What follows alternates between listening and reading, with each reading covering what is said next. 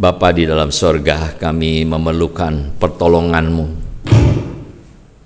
supaya kami bisa mengerti, memahami kebenaran firman-Mu. Pakai hamba-Mu Tuhan untuk bisa menyampaikan hal yang Tuhan ingin supaya kami dengar, supaya kami ketahui, supaya kami pahami dan bisa kami lakukan di dalam hidup kami.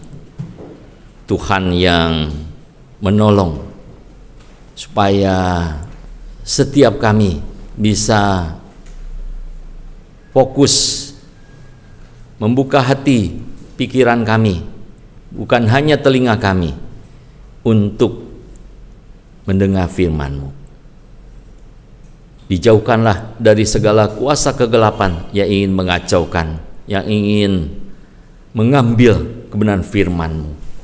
Tuhan, kami mau menyiapkan hati kami seperti tanah yang subur, sehingga ketika benih firman-Mu itu jatuh,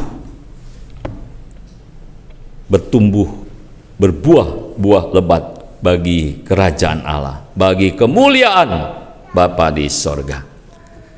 Terima kasih Tuhan, kami menyerahkan waktu kami untuk mendengarkan firman-Mu ini sepenuhnya ke dalam tangan pimpinan, pertolongan dan kuasa Tuhan. Di dalam nama Yesus Kristus kami bersyukur, berdoa, memohon semua ini. Amin. Shalom. Selamat pagi jemaat yang dikasihi Tuhan. Ya, ini suasana baru ya, bangkunya. Kalau menurut saya ini lebih enak toh, lebih nyaman. Jadi nggak ada jemaat yang lihat tembok ya, bisa semua lihat ke mimbar. Bapak Ibu yang dikasihi Tuhan, firman Tuhan pagi ini pusat memberi tema Roh membantu dalam kelemahan kita. Mari kita membaca firman Tuhan yang mendasarinya dari Roma 8 ayat 26 sampai 28. Roma 8 ayat 26 sampai 28. Saya akan membacakannya. Bapak Ibu, saudara-saudari bisa sama-sama memperhatikannya. Demikian firman Tuhan. Roma 8 26 sampai 28. Demikian juga Roh membantu kita dalam kelemahan kita, sebab kita tidak tahu bagaimana sebenarnya harus berdoa. Tetapi Roh sendiri berdoa untuk kita kepada Allah dengan keluhan-keluhan yang tidak terucapkan. Dan Allah yang menyelidiki hati nurani mengetahui maksud Roh itu, yaitu bahwa Ia sesuai dengan kehendak Allah berdoa untuk orang-orang kudus. Kita tahu sekarang bahwa Allah turut bekerja dalam segala sesuatu untuk mendatangkan kebaikan bagi mereka yang mengasihi Dia, yaitu bagi mereka yang terpanggil sesuai dengan rencana Allah. Bapak Ibu yang dikasihi Tuhan, sepanjang minggu-minggu belakangan kita sudah dengar ya, dari mulai hari Paskah, Jumat Agung, bagaimana diberitakan Tuhan Yesus mati di atas kayu salib, kemudian pada hari ketiga bangkit, dan kemudian selama 40 hari menampakkan diri berulang-ulang kali kepada murid-murid dan orang-orang percaya lainnya ya. Jadi di hari ke-40 itu Tuhan Yesus kemudian naik ke sorga, dan Tuhan berpesan supaya mereka menantikan janji Bapa ya. Dan janji itu telah digenapi 10 hari kemudian. Jadi hari ke-50 Pentakosta, Roh Kudus dicurahkan.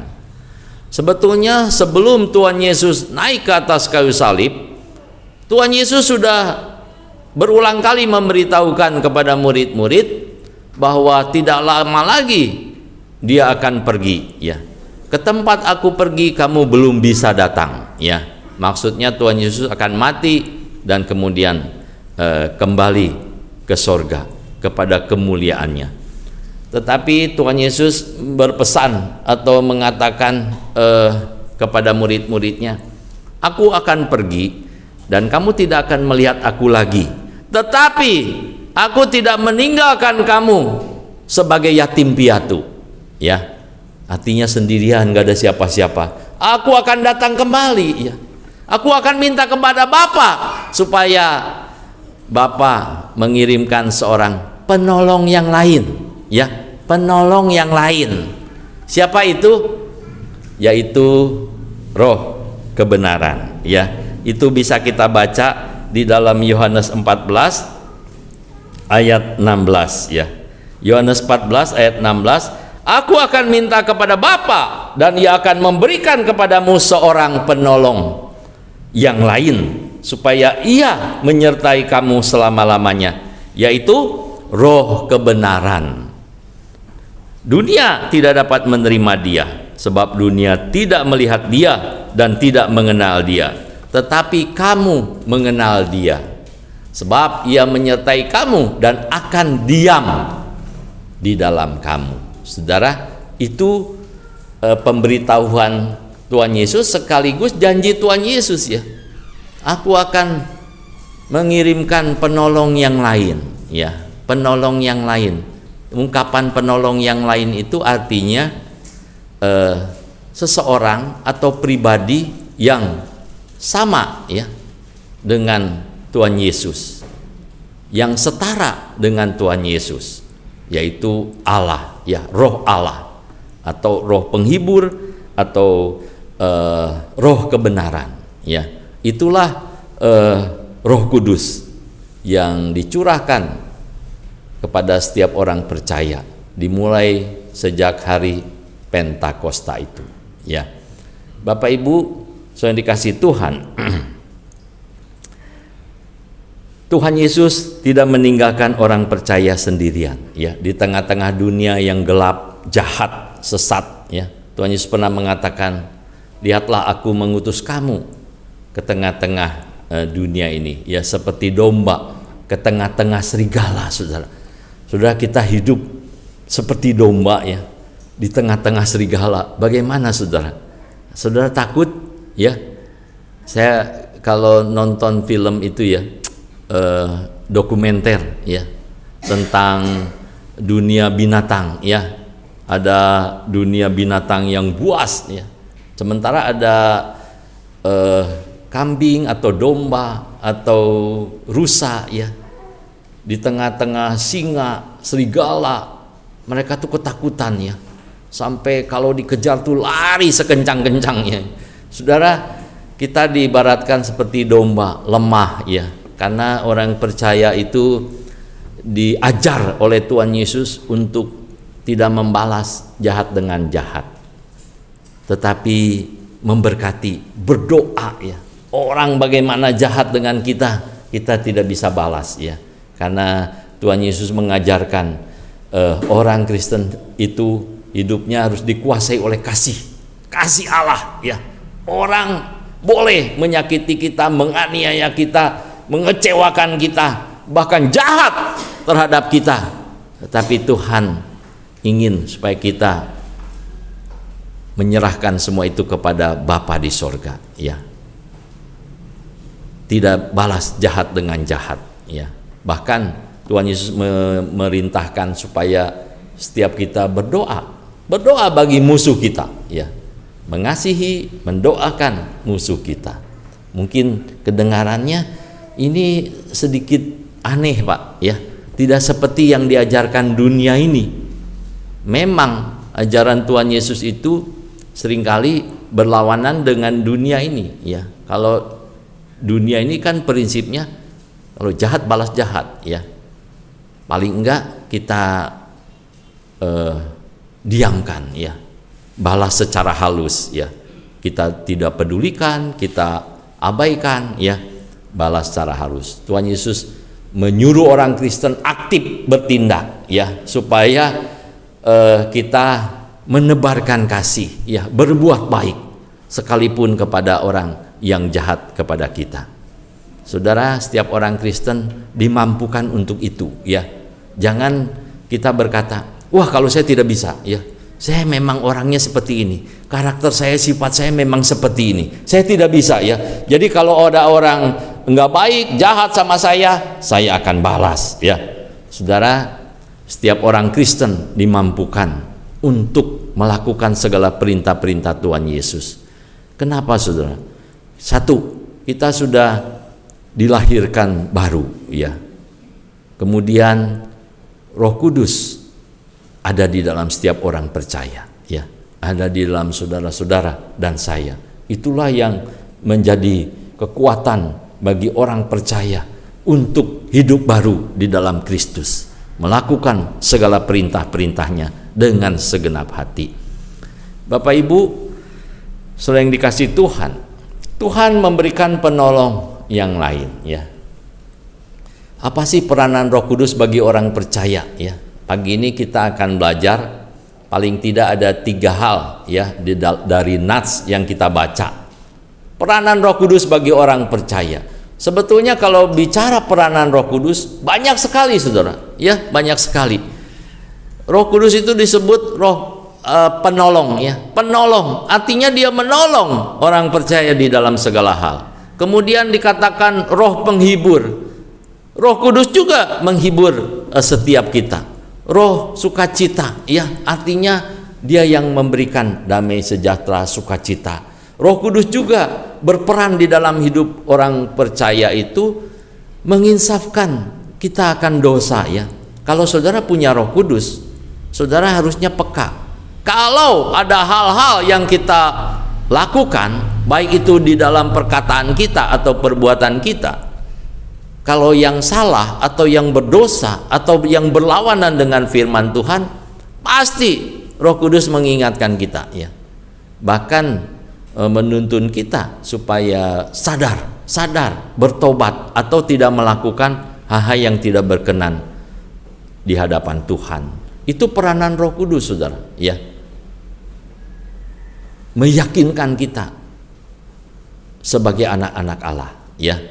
Karena di dalam Roma 8, kalau saudara baca ayat-ayat sebelumnya, itu Roh Kudus bersaksi, ya, bersama-sama dengan roh kita, meyakinkan kita bahwa kita ini anak-anak Allah. Seringkali orang-orang percaya itu hilang keyakinannya, ya. Saya ini diterima oleh Allah enggak, ya? Allah mengasihi saya enggak, ya? Saya ini sudah diselamatkan atau belum, ya? Seringkali orang percaya itu dilanda keraguan, ya. Tetapi roh yang ada di dalam kita, Roh Kudus itu meyakinkan kita, ya. Kamu dikasihi Tuhan. Kamu ketika berdosa, Tuhan mau menderita bagi kamu, ya. Ketika kamu percaya, ya, dengan iman menerima Dia sebagai Tuhan dan Juru Selamatmu, kamu diterima sebagai anak Allah. Nah, Roh Kudus terus meyakinkan orang percaya, ya, sehingga makin kuat, ya, tidak bimbang ragu, bisa berjalan sebagai anak-anak Allah. Saya anak Allah karena saya percaya Yesus Kristus yang sudah mati dan bangkit bagi saya. Nah, itu menjadi kekuatan bagi orang percaya, ya, di tengah-tengah berbagai situasi, kondisi kehidupan yang kadang-kadang membuat kita letih, lesu, ya, menderita. Itu Roh Kudus menghibur, menguatkan, meyakinkan kita, ya, bahwa suatu saat Tuhan akan melepaskan kita dari dunia yang jahat ini, termasuk dari tubuh dosa yang terus kita kenakan ini, ya. Selama kita masih di dunia ini, saudara mengenakan tubuh daging, ya, tubuh daging. Jadi saudara hidup baru di dalam Kristus, tetapi ada tabiat daging yang masih melekat, ya. Itulah sebabnya pergumulan orang percaya itu seumur hidup sampai mati atau sampai kita meninggalkan tubuh daging ini, dan bersatu dengan Tuhan, ya. Selama kita masih tinggal di dalam tubuh daging ini, ada keinginan daging, keinginan berdosa yang terus-menerus merongrong kita, ya. Itulah sebabnya kita bergumul, ya. Kita bergumul. Di satu sisi kita ingin hidup menyenangkan Tuhan, ingin hidup kudus di dalam Tuhan. Di satu sisi ada keinginan terus menggoda kita, mencobai kita supaya kita berbuat dosa, berbuat hal-hal yang tidak berkenan di hadapan Tuhan, hidup menuruti hawa nafsu kita, ya, di dalam banyak hal. Nah, itulah pergumulan orang Kristen. Orang Kristen harus menang mengatasi segala pergumulan itu dan hidup benar, kudus di hadapan Tuhan. Oleh sebab itu Tuhan mengirimkan penolong bagi kita. Peranan Roh Kudus apalagi banyak, saudara, mendiami, ya. Tadi Tuhan Yesus mengatakan, aku akan memberikan seorang penolong yang lain, tidak meninggalkan kamu sebagai yatim piatu.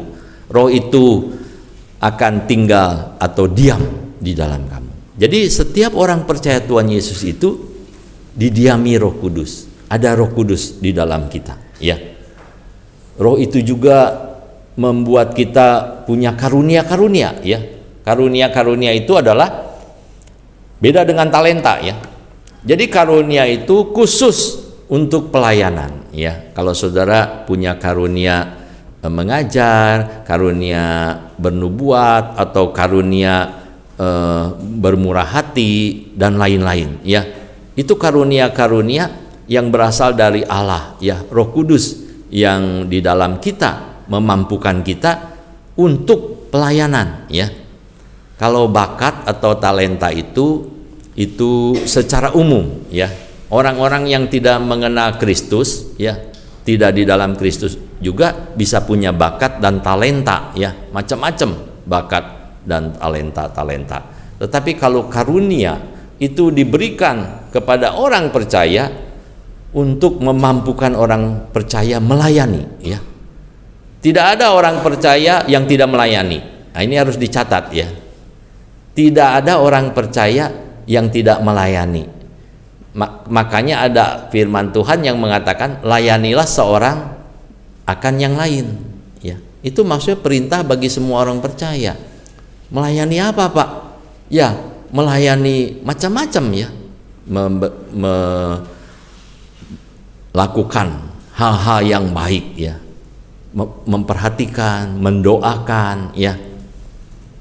Saya tidak bisa berdoa, Pak. Waduh, kalau tidak bisa berdoa, ya bagaimana saudara mengenal yang lain aja, ya, mendorong, memotivasi, atau memberi semangat, ya. Wah, saya tidak bisa, Pak. Wah, kalau semua nggak bisa, saya mau ngomong apa lagi, ya. Segala nggak bisa. Ya udahlah, tidur saja, ya.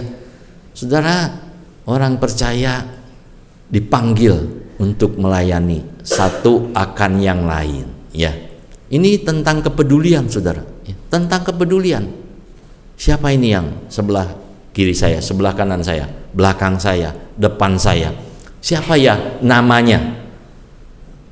Saudara, belajar melayani. Melayani itu memberikan, ya. Belajar memberikan hati kita, ya, kepada orang lain. Kasih kita, kasih Kristus yang menguasai kita, kita bagikan kepada orang lain dengan mengenal, mengasihi, mendoakan, memberi semangat, ya. Saya nggak peduli, Pak. Wah, susah, ya. Bagaimana firman Tuhan bisa meyakinkan saudara-saudara dan saya? Saudara, ingat Tuhan Yesus, ya, yang sudah begitu besar berkorban bagi kita. Kemudian dia juga memberikan penolong yang lain. Roh Kudus, Roh Allah ada di dalam kita. Bagaimana mungkin kita bisa seperti kayu yang tidak bergeming, ya. Kalau orang-orang percaya, anak-anak Tuhan harus melayani, ya, melayani. paling tidak satu akan yang lain, ya. Ada banyak peranan Roh Kudus membaptis, ya. Kita ini dibaptis dalam Roh Kudus, ya, melahirkan kita kembali, ya. Ada banyak, tetapi khusus pagi ini kita akan belajar peranan Roh Kudus bagi orang percaya. Saya tulis sengaja di dalam kurung itu khusus dalam hal doa, ya, khusus di dalam hal berdoa. Banyak peranan Roh Kudus, tetapi pagi ini kita akan berbicara peranan Roh Kudus khusus di dalam hal doa, ya. Firman Tuhan mengatakan demikian juga Roh, di situ Roh Kudus, ya, bukan roh manusia, tetapi Roh Kudus membantu kita dalam kelemahan kita. Sebab kita tidak tahu bagaimana sebenarnya harus berdoa, tetapi Roh sendiri, Roh Kudus, ya, Roh ditulis dalam huruf besar, artinya Roh Kudus itu berdoa untuk kita kepada Allah, ya, dengan keluhan-keluhan yang tidak terucapkan. Sebenarnya firman Tuhan ini kita tidak bisa mengerti sepenuhnya, ya, sedetil-detilnya. Kenapa? Karena kita tidak mengerti, ya, bagaimana Roh Kudus berdoa bagi kita, ya. Roh Kudus ada di dalam kita. Roh Kudus berdoa bagi kita kepada Allah dengan keluhan-keluhan yang tidak terucapkan. Keluhan-keluhan seperti apa, Saudara? Ya. Ayat 27, dan Allah yang menyelidiki hati nurani mengetahui maksud Roh itu, yaitu bahwa Ia, Roh Kudus, sesuai dengan kehendak Allah, berdoa untuk orang-orang kudus. Diulang, ya. Jadi di ayat 26 ada dikatakan Roh Kudus berdoa bagi kita. Di ayat 27 diulang, berdoa untuk orang-orang kudus, ya. Jadi peranan Roh Kudus di dalam kita itu mendoakan kita kepada Allah, ya. Doanya seperti apa? Kita tidak tahu, ya. Ada yang pernah dengar Roh Kudus berdoa bagi saudara? Ada? Saya belum punya Roh Kudus. Wah, itu lain lagi, ya. Saudara, setiap orang percaya Tuhan Yesus punya Roh Kudus, ya. Artinya Roh Kudus ditempatkan di dalam orang percaya, ya. Dia akan mendiami, mendampingi, menolong dalam banyak hal, khususnya di dalam berdoa, ya. Sebetulnya Tuhan Yesus juga berdoa bagi kita, ya. Kalau saudara baca surat Ibrani, kemudian di Yohanes, ya, Injil Yohanes, dikatakan Tuhan Yesus juga menaikkan doa-doa bagi kita orang-orang percaya, ya. Apa yang didoakan Tuhan Yesus? Ya, pastilah hal-hal yang baik, ya, yang direncanakan oleh Allah bagi kita. Itu yang didoakan, saudara. Bahkan Tuhan Yesus dikatakan pembela kita, ya. Sepertinya Roh Kudus itu di samping Bapa di sorga itu, ya, menjadi pembela kita, ya. Mungkin ada tuduhan-tuduhan atau dari si jahat itu, ya. Tetapi Tuhan Yesus membela kita, ya, membela kita. Orang ini sudah dibenarkan olehku karena dia percaya kepadaku, ya. Jadi orang-orang percaya itu dibela oleh Tuhan Yesus, ya. Kemudian Roh Kudus juga menolong kita, mendoakan kita kepada Allah, ya. Dan Allah yang menyelidiki hati nurani mengetahui maksud Roh itu. Sebenarnya yang harus kita atau yang ingin saya jelaskan itu sebenarnya Roh Kudus berdoa seperti apa, ya? Seperti apa, ya? Nah, ini berkaitan dengan poin kedua yang kita pelajari. Orang percaya memiliki kelemahan, ya. Orang percaya memiliki kelemahan. Kelemahan dalam hal apa? Di dalam ayat 26 dikatakan, demikian juga Roh membantu kita dalam kelemahan kita sebab kita tidak tahu, ya. Bagaimana sebenarnya harus berdoa? Coba, saudara tahu nggak sebenarnya harus berdoa seperti apa? Ya, yang menurut Allah baik sekali, sempurna doa kita. Kadang-kadang kita tidak tahu ya bagaimana berdoa yang baik itu ya. Jangankan berdoa yang baik, Pak, saya aja jarang berdoa ya, apalagi saudara kalau bilang begitu ya. Saudara, apakah saudara setiap hari berdoa? Berdoa itu perintah Tuhan ya, berdoa. Setiap hari orang Kristen harus berdoa. Bahkan firman Tuhan yang paling pendek di Alkitab mengatakan apa? Ada yang tahu? 1 Tesalonika 5, tetaplah berdoa. Itu paling pendek ayat di Alkitab ya. 1 Tesalonika 5 ayat 16 ya. Jadi 16 apa 18 ya. Pokoknya 1 Tesalonika 5 16 sampai 18 itu pendek-pendek ayatnya ya. Paling pendek, tetaplah berdoa. Bagaimana tetaplah berdoa, Pak? Kalau saya lagi masak bagaimana? Ya, tetaplah berdoa ya. Kalau saya lagi jalan atau naik motor, naik mobil, tetaplah berdoa. Maksudnya apa, Pak? Tetaplah berdoa. Apa saya harus tetap berkomat kamit gitu? Komat kamit. Ya, bukan seperti itu ya, Saudara. Saya pernah merenungkan ini lama ya. Bagaimana tetap berdoa? Artinya ada komunikasi yang tidak putus dengan Allah ya. Saudara kan sering berpikir ya. Pasti saudara selalu berpikir toh. Sekarang lagi duduk juga lagi mikir toh. Mikir apa? Saya tidak tahu, Saudara. Tapi kalau Allah tahu ya. Allah yang menyelidiki hati nurani tahu ya. Ada beribu berjuta pikiran ya yang berseliweran di dalam kita ya. Itu tuh seperti kita kalau berbicara di dalam hati ya, nggak kedengaran siapa-siapa. Berbicara di dalam hati sering toh, sering pasti kita ya. Misalnya ketika saudara melihat hal-hal yang aneh atau yang mengherankan, mungkin saudara komentar di dalam hati ya. Kenapa orang ini ya seperti ini ya? Misalnya kalau saudara dengar berita ya, saya juga seperti itu, saudara. Kadang-kadang di dalam hati tidak ada orang yang tahu kecuali Allah sendiri ya. Kenapa ya orang ini selalu jahat ya? Selalu dia menyerang pemerintahan ya.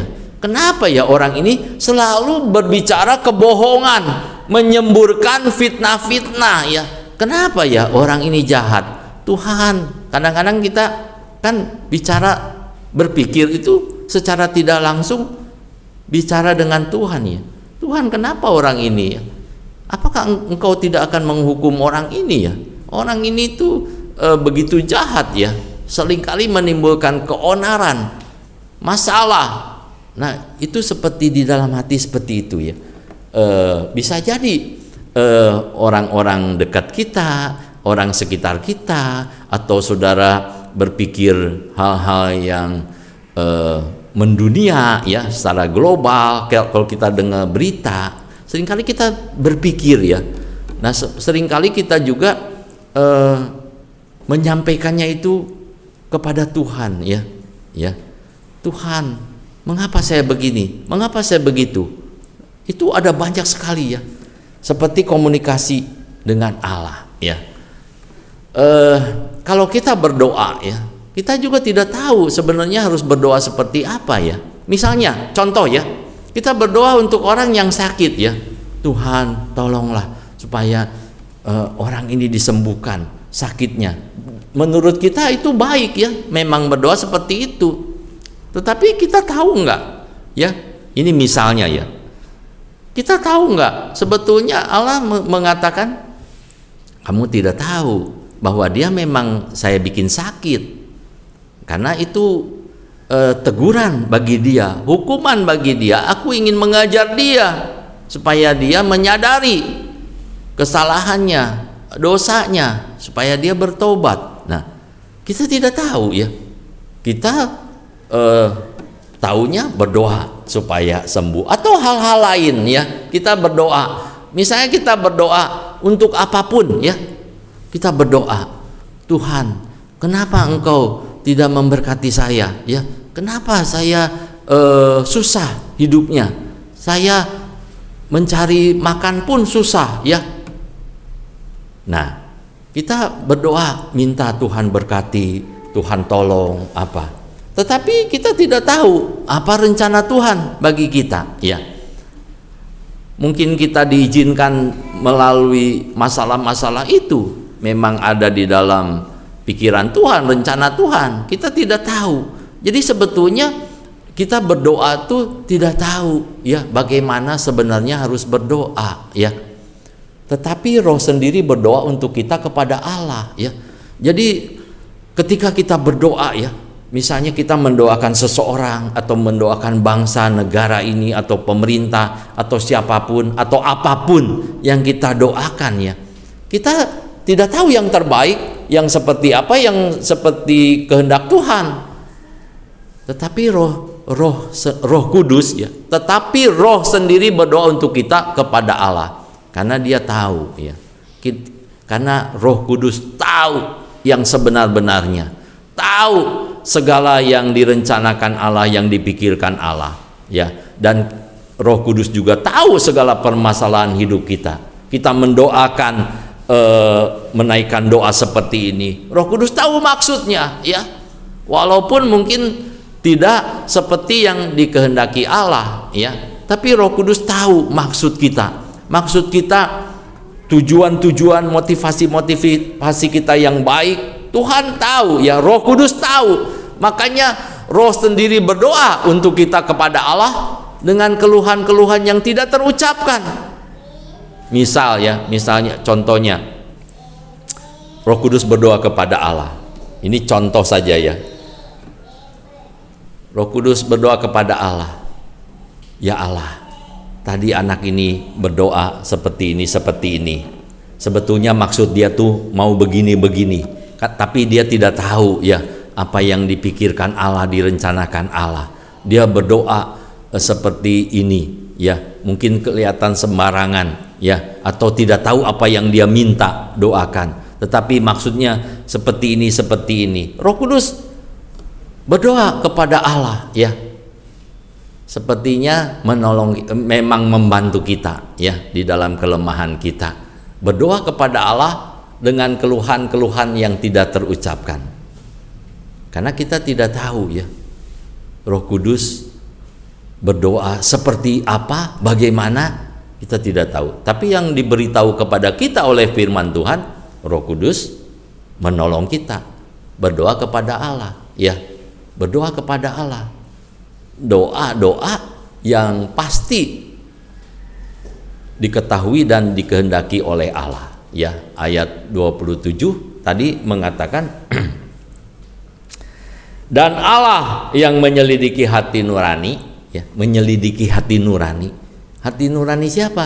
Hati nurani Roh Kudus? Bukan, hati nurani kita, Saudara. Mengetahui maksud Roh itu. Karena Roh Kudus juga tahu hati nurani kita, tahu segala apa yang kita doakan, tahu segala motivasi kita yang terdalam sekalipun. Roh Kudus tahu. Makanya Roh Kudus membantu kita berdoa kepada Allah. Dan Allah yang menyelidiki hati nurani mengetahui maksud Roh Kudus itu, ya. Yaitu bahwa ia sesuai. Nah, itu, ya, sesuai dengan kehendak Allah. Berdoa untuk orang-orang kudus, ya. Seringkali kita tidak mengerti kehendak Allah, ya. Nggak mengerti kehendak Allah. Maunya Allah seperti apa sih, ya? Kenapa saya mengalami seperti ini? Mengapa saya sakit? Mengapa saya sengsara? Mengapa saya mengalami hal-hal yang membuat saya kecewa? Mengapa saya ini itu, ya? Kita tidak mengerti kehendak Allah, ya. Tetapi Roh Kudus tahu. Makanya Allah yang menyelidiki hati nurani mengetahui maksud Roh itu, yaitu bahwa ia, Roh Kudus, sesuai dengan kehendak Allah, berdoa untuk orang-orang kudus, ya. Berdoa untuk orang-orang kudus, berdoa untuk saudara-saudara dan saya, ya.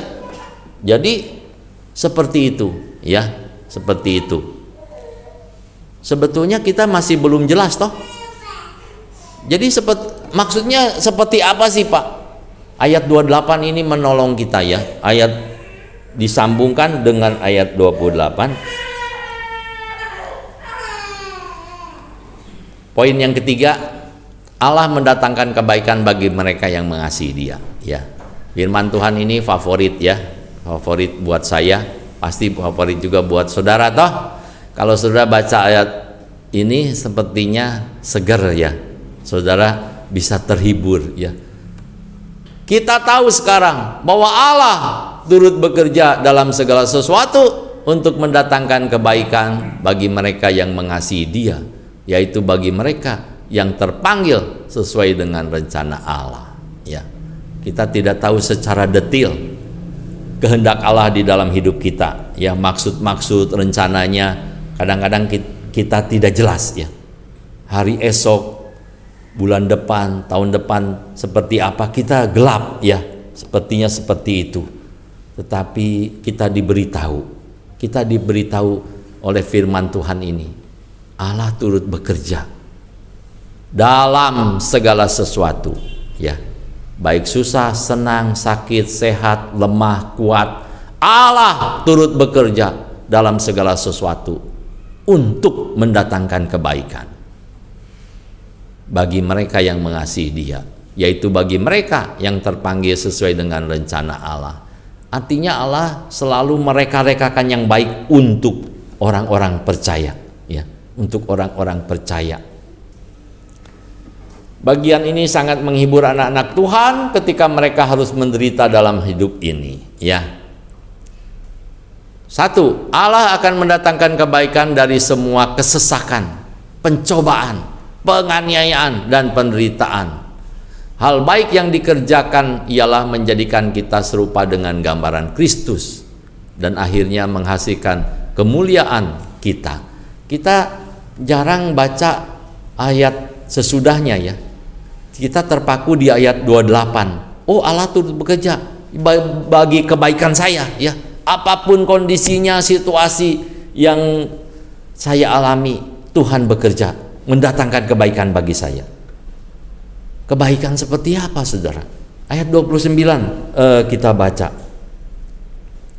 Roma 8 ayat 29. Roma 8 ayat 29 dikatakan di situ, sebab semua orang yang dipilihnya dari semula, mereka juga ditentukannya dari semula untuk menjadi serupa dengan gambaran anaknya, supaya anaknya itu menjadi yang sulung di antara banyak saudara. Tuhan merencanakan supaya kita serupa dengan Kristus ya.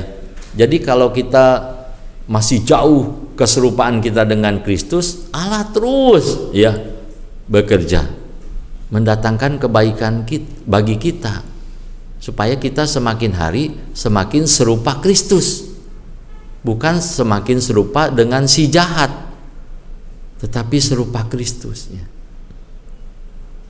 Jadi apapun yang kita alami, kita lakukan, atau hal-hal yang Tuhan izinkan terjadi dalam hidup kita ya, yang tadi saya sudah sebutkan, baik itu susah, baik itu kita senang, sakit, sehat, lemah, kuat, kekurangan atau kelimpahan atau apapun, Tuhan bekerja untuk mendatangkan kebaikan supaya kita semakin baik, semakin serupa Kristus ya. Yang kedua dari kebaikan yang diusahakan Tuhan bagi orang-orang percaya.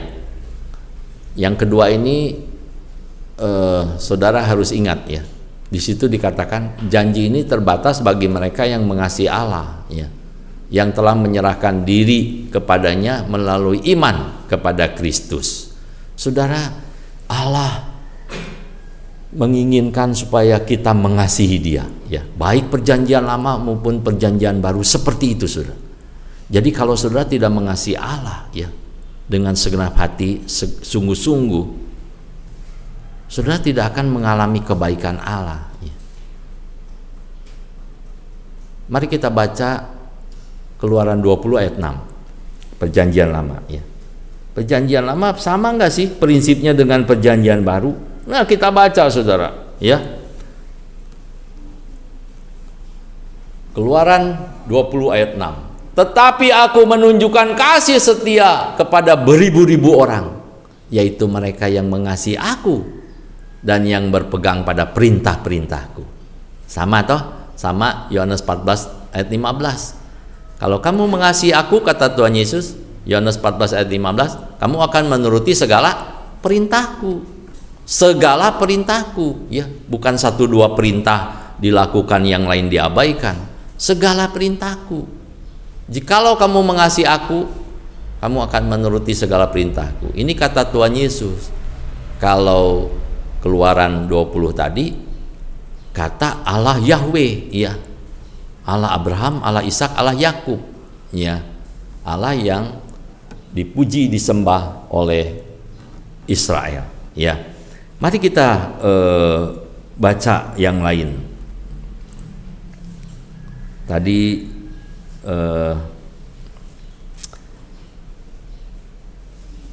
selain Keluaran ada yang lain, itu Ulangan 7 ayat 9, ya. Ulangan 7 ayat 9. Ulangan 7 ayat 9. Sebab itu haruslah kau ketahui bahwa Tuhan Allahmu dialah Allah yang setia, yang memegang perjanjian dan kasih setianya terhadap orang yang kasih kepadanya dan berpegang pada perintahnya sampai kepada beribu-ribu keturunan. Saudara, setiap orang tua Kristen, ya, setiap orang tua Kristen diajarkan oleh Tuhan supaya mengajarkan kepada anak-anaknya, mengenalkan kepada anak-anaknya siapa Tuhan itu, ya, dan bagaimana kita beribadah kepada Dia dan mengasihi Dia. Maka kasih kebaikan Tuhan akan dialami oleh orang-orang yang mengasihi Dia, ya. Saudara bisa baca ayat-ayat yang lain, saudara catat saja nanti di rumah baca, karena kita tidak ada waktu untuk baca semua ayat, ya. Jadi janji Allah turut bekerja di dalam segala sesuatu untuk mendatangkan kebaikan itu terbatas bagi orang yang mengasihi Allah, ya. Karena rasanya enggak logika, ya. Kalau orang tidak mengasihi Allah, kok Tuhan berikan yang baik, ya. Yang tidak mengasihi Allah, ya pasti Tuhan buang, ya. Tuhan buang, saudara, ya. Itulah sebabnya perintah utama dan pertama, kasihlah Tuhan Allahmu dengan segenap hati, segenap jiwa, segenap akal budi, dan segenap kekuatanmu, ya. Itu perintah utama dan pertama, ya. Yang kedua, kasihlah sesama manusia seperti dirimu sendiri. Tuhan menginginkan kita hidup dikuasai oleh kasih Allah, ya. Kasih Allah, baik mengasihi Allah maupun sesama dengan kasih Allah, ya. Yang ketiga, saudara, dalam segala sesuatu. Tadi kan ada dikatakan Allah turut bekerja dalam segala sesuatu, ya. Nah, di sini saya harus katakan tidak termasuk dosa atau kelalaian kita, ya. Kenapa? Karena dosa itu, kata firman Tuhan, mendatangkan hukuman, ya. Upah dosa itu maut, ya. Jadi kalau saudara berbuat dosa, ya saudara akan menderita, ya. Saudara akan menderita, saudara akan menemukan hal-hal yang buruk, ya. Itu ayatnya. Mari kita baca Roma 8 ayat 6 dan 13, ya. Karena keinginan daging adalah maut, tetapi keinginan roh adalah hidup dan damai sejahtera. Ayat 13-nya mengatakan, sebab jika kamu hidup menurut daging, kamu akan mati.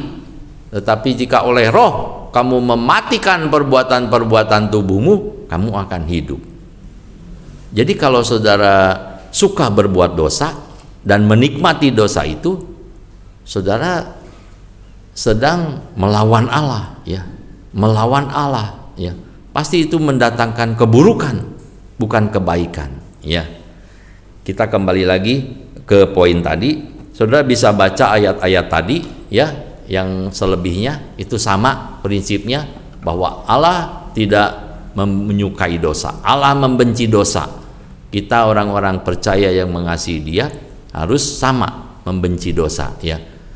Jadi tidak ada seorang pun pakai ayat ini, ya, ketika dia berdosa nih, ya, kemudian dia bilang, tenang, ya, pokoknya Tuhan akan mendatangkan kebaikan bagi saya. Nah, nggak bisa bilang begitu, ya. Kalau kita berdosa, tidak seorang pun yang dapat membenarkan dosa dengan mengatakan bahwa Allah akan mendatangkan kebaikan daripadanya. Nggak bisa, ya.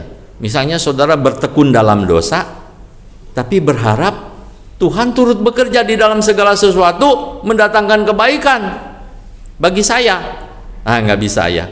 Itu kontradiksi, ya. Kontradiksi artinya bertentangan, ya. Masa kita bertekun dalam dosa, Allah tetap mendatangkan kebaikan bagi kita? Memang Allah itu mengasihi kita dan menginginkan yang baik bagi kita, ya. Kalau ada orang berdosa, Allah menginginkan supaya bertobat. Bertobat dulu, ya. Supaya apa? Supaya Allah bisa mendatangkan kebaikan bagi orang yang mengasihi Dia. Kalau orang tidak mengasihi Allah, dia nggak akan bertobat, ya. Bahkan semakin rusak, ya. Kalau orang mengasihi Allah itu punya kesadaran, ya. Kalau nggak sadar, Roh Kudus mengingatkan kita, salah, kamu harus berbalik, kamu harus bertobat, berhenti, stop berdosa. Roh Kudus selalu mengingatkan kita, dan itu yang dikehendaki Allah, ya, supaya Allah bisa mendatangkan kebaikan. Kalau orang berbalik dari dosanya, Allah mendatangkan kebaikan, ya. Tidak bisa sambil berdosa terus mengatakan Allah akan mendatangkan kebaikan dari perbuatan saya yang berdosa itu. Nggak bisa, ya. Berdosa harus stop, bertobat dulu, ya. Baru Allah bisa merencanakan yang baik bagi kita, ya. Daud ketika berdosa, dia harus bertobat, ya. Bertobat, menangis, menaburkan abu di kepalanya, merobekkan jubahnya, dan menangis di hadapan Tuhan. Ampuni saya Tuhan, bertobat. Baru Tuhan pulihkan, saudara. Tuhan pulihkan, ya. Bapak Ibu saya dikasih Tuhan, ayat 28 itu menjadi pusat bagi kita orang-orang percaya, ya. Kalau kita berjalan benar di hadapan Dia dan mengasihi Dia, Tuhan mereka-rekakan yang baik bagi kita. Percayalah itu, ya. Saya berulang kali berpesan kepada anak saya waktu Fani masih kuliah, ya, masih kuliah di Taiwan, dengan penuh air mata dan perjuangan yang tidak mudah. Dia sering telepon baik kepada saya maupun kepada ibu, bagaimana dari pertama masuk dia kesulitan, ya, bahasa asing apalagi Mandarin, kemudian bagaimana lingkungan yang tidak menyenangkan karena berbeda sifat dan budaya orang sana dengan kita, ya. Bagaimana dia bergumul menceritakan bagaimana ini bagaimana Fani bisa hidup seperti ini, ya. Orang-orang di sini itu joroknya setengah mati katanya. Jadi setiap buang air itu tidak disiram, ya. Terus Fani yang nyiram katanya. Gimana ini? Ya kalau enggak mau gimana katanya. Dia mengalami kesulitan. Wah, Fani nggak betah sekali. Ini pengen pulang. Belum lagi kalau di kelas dosen ngomong apa nggak ngerti sama sekali Mandarin yang dia pelajari di Indonesia itu terbatas ya, kurang sekali. Jadi kesulitan-kesulitan itu, belum lagi ketika dia mengeluhkan bagaimana ada banyak biaya begini begitu tapi ada uang nggak? Walaupun uang saya terbatas, ya tidak cukup, tetapi saya bilang kepada dia, Tuhan akan mencukupkan. Fani tidak usah khawatir. Jadi Fani tugasnya kuliah dengan baik. Dan ingat ya, ingat ini prinsipnya. Saya tanamkan prinsip ini kepada dia. Fani harus mengasihi Tuhan Allahmu ya, dengan segenap hati, segenap jiwa, segenap akal budi. Fani mengasihi Tuhan saja ya.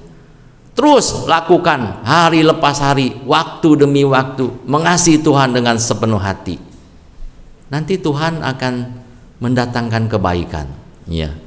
Itu aja. Yang lain gak usah terlalu dipikirkan atau dikhawatirkan ya. Fani mengasihi Tuhan aja tugasnya.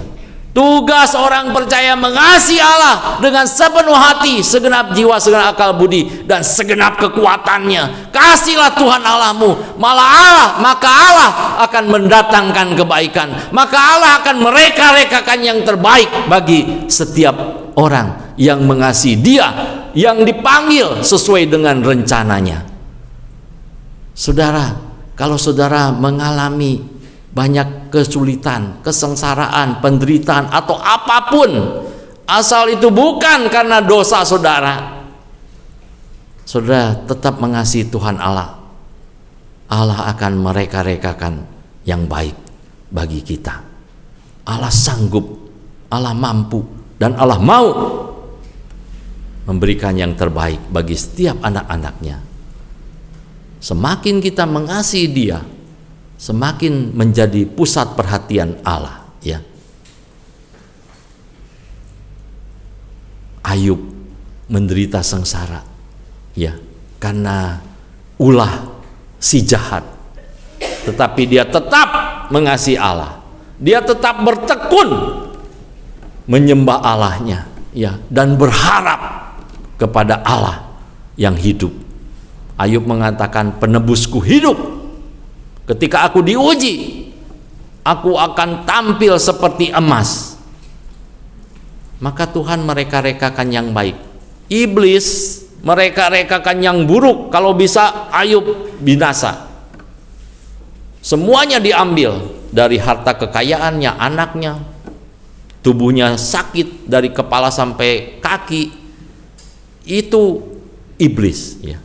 Iblis mereka-rekakan yang jahat dan ingin membinasakan, ingin membuat Ayub terpuruk. Tetapi Ayub bertekun dengan Allahnya. Dia tetap percaya. Dia bertekun sampai dihina oleh istrinya. Ya, masih bertekunkah kamu? Ya, kutuki Allahmu. Kamu seperti perempuan gila, kata Ayub. Kamu mau yang enak-enak dari Allah, tetapi tidak mau yang buruk. Artinya kalau Tuhan izinkan kita mengalami hal-hal yang sulit, tetap kita mengucap syukur. Terima kasih Tuhan, aku tahu Engkau punya rencana yang baik buat aku. Akhirnya Ayub dipulihkan saudara ya.